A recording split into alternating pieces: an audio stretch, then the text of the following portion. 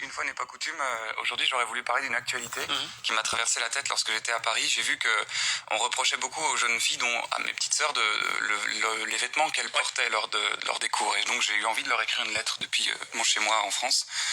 Voilà, petite sœur, j'entends à la radio, à la télé, qu'on s'agite sur ta tenue vestimentaire à l'école.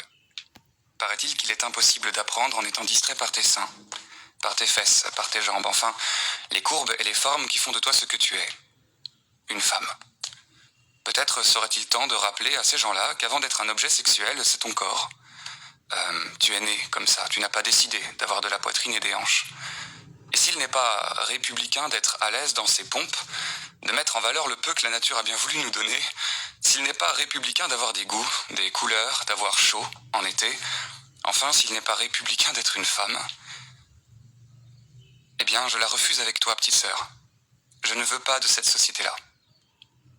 Il est impossible d'enseigner à l'école, distrait par un décolleté. Cependant, il est possible d'apprendre dans un monde empli de panneaux, de corps dénudés, de publicités chosifiant la femme et la beauté pour en vendre du parfum, du dentifrice, des biscuits. Il est possible d'éduquer dans un monde où les femmes touchent en moyenne 18% de moins que les hommes.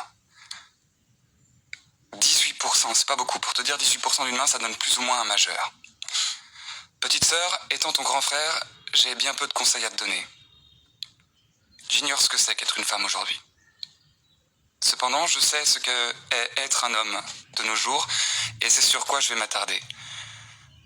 Tu aurais raison d'être en colère.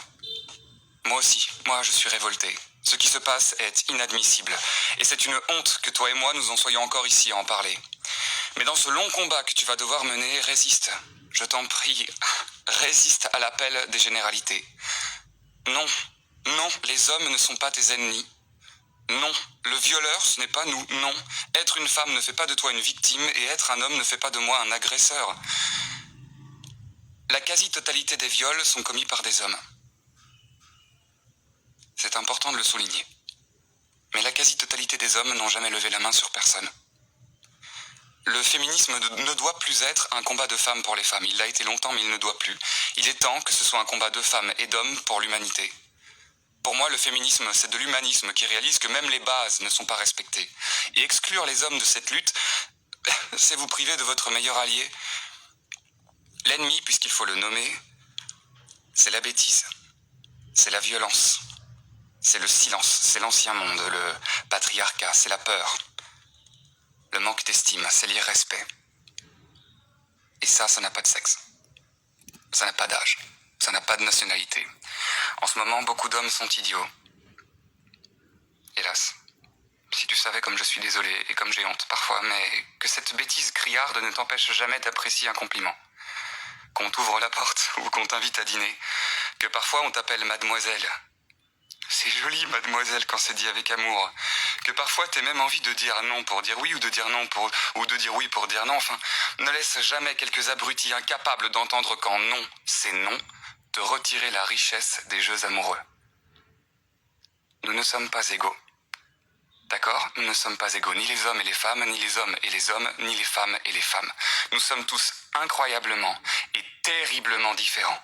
Il y a des forts, des grandes, des sévères, des douces, des petits, des fragiles, des violentes, des peureux, des virils et des féminins. Et c'est ça qui est beau. Et c'est ça qui donne au monde ses reliefs et ses couleurs. Par contre, il est impératif que tous ces êtres imparfaits et différents aient dès la naissance les mêmes droits, les mêmes chances et les mêmes armes pour mener sa vie comme ils l'entendent, comme elles l'entendent. Porter un vêtement ne devrait jamais être source de peur ou de jugement. Tu as le droit, petite sœur, de rentrer chez toi le soir à pied, de prendre le métro sans qu'on te touche ou te siffle ou qu'on te paye pour ton travail, qu'on t'estime pour tes qualités et qu'on t'aime pour ce que tu es. Qu'on te laisse être ce que tu voudras. Alors porte ce que tu veux porter et emmerde les gens que ça dérange. Mais voilà. Voilà que je recommence avec mes conseils de vieux grand frère paternaliste à te dire et te donner mon avis, alors qu'au fond c'est toi. C'est toi, petite sœur, qui va grandir dans ce monde et qui va devoir affronter tout ça tous les jours, au quotidien. D'ailleurs, certainement qu'avec le temps, mon discours va te paraître bien bête et un peu maladroit. À ce moment-là, ce sera à toi de m'apprendre comment me battre auprès de toi. Apprends apprends-moi à trouver ma place dans ton combat.